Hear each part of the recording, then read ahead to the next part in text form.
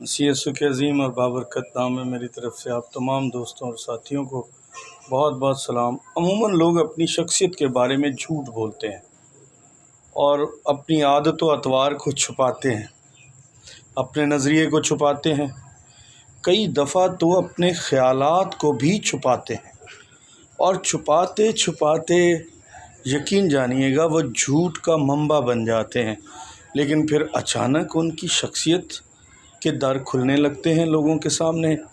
جب وہ در کھلنے لگتے ہیں تو انسان شرمندگی محسوس کرتا ہے۔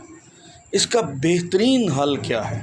اس کا بہترین حل یہ ہے کہ ہم جو ہیں، جیسے ہیں، جیسا خدا نے ہمیں بنایا ہے، جیسی ہماری نیچر ہے، بالکل ویسا ریئیکٹ کریں، چاہے پھر اگلا ہم سے دوستی رکھے، تعلق رکھے یا نہ رکھے۔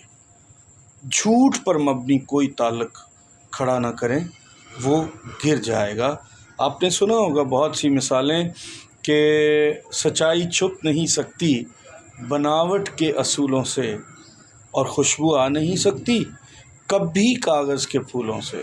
ہماری جو اصل شخصیت ہے وہ ایک دن ظاہر ہو جاتی ہے، اس لیے ہم جو ہیں وہی اپنے آپ کو پیش کریں، ورنہ پکڑے جائیں گے۔ Thank you, God bless you all.